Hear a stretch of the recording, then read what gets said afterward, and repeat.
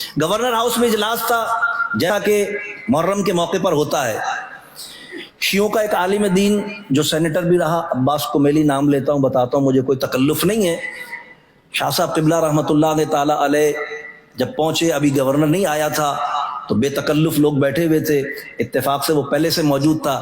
شاہ صاحب اس کے برابر والی نشست پر جا کر بیٹھے، اور بالکل بیٹھتے ہی شاہ صاحب نے ایک دم ایک جملہ کہہ دیا. اس سے مسکراتے ہوئے شاہ صاحب نے فرمایا، مولانا ایک بات تو بتاؤ، اگر اتفاق سے اسلام میں واقع کربلا نہیں ہوتا تو تمہاری روٹی کیسے چلتی؟ شاہ صاحب نے یہ بات اتنی برجستہ کہی، اتنی اچانک کہی کہ وہ ہڑبڑا گیا ایک دم.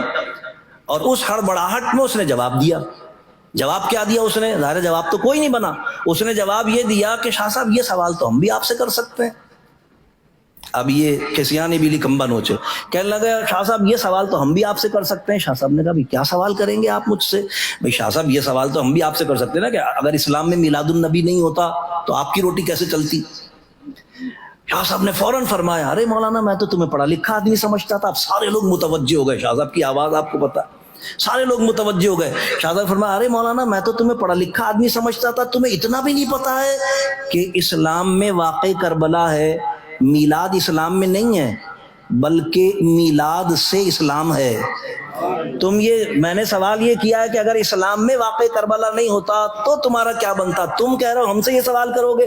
اسلام میں میلاد النبی نہیں ہوتا، میلاد النبی اسلام میں نہیں ہے، میلاد النبی سے اسلام ہے. میلاد النبی نہیں ہوتا تو اسلام ہی کہاں ہوتا؟ بھئی میلاد النبی کے دمانہ نبی کی ولادت کے اگر سرکار تشریف بھی نہ لاتے تو پھر اسلام ہی کہاں ہوتا؟ تو میلاد سے تو اسلام ہے، تو یہ سوال تو بنتا ہی نہیں ہے. بڑی خجالت، اس نے بڑا شرمندہ ہوا، کہنے لگا ارے شاہ صاحب چھوڑیں یار، کوئی اور بات کریں.